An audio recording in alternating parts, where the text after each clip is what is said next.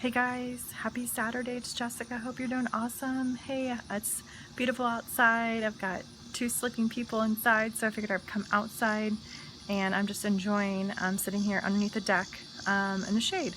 So I wanted to share something with you. So apparently I either forget to tell people that I wrote a book and it's been published, or they seem to forget. So I was talking with my father-in-law today, and he seemed to have forgotten that. And maybe it's because his memory's slipping, I'm not quite sure.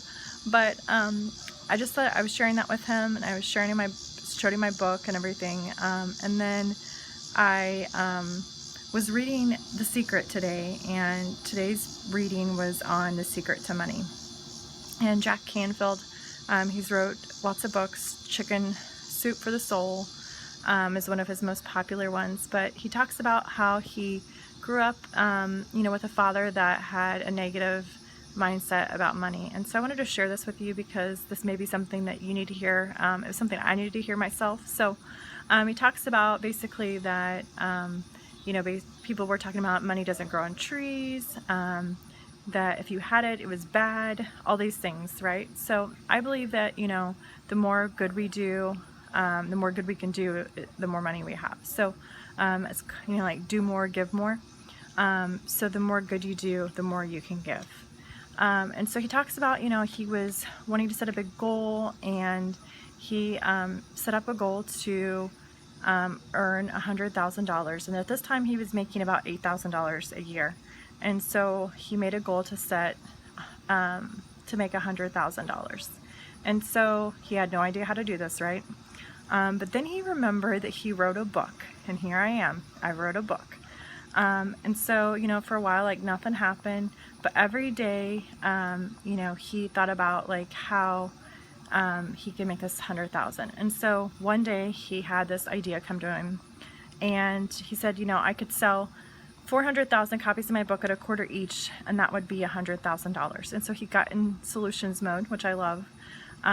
And so he basically, he saw the National Enquirer, the supermarket, and for some reason it was, had been in the background, but now it was in the foreground. He knew, if readers knew about his book, certainly 400,000 people would go out and buy it. So same with me, right? If people knew about my book, they would go out and buy it. So I set a goal for myself for this year. And so he was talking about like 6 weeks after that he basically had a presentation at a college, and afterward a woman approached him. The National Enquirer wanted him to, they came out with an article, and his book started taking off. His book sales started taking off. And so he was attracting in his life the things that he wanted and the people, and he didn't know how it was going to work or anything like that, but he just took the leap of faith and kept going with it.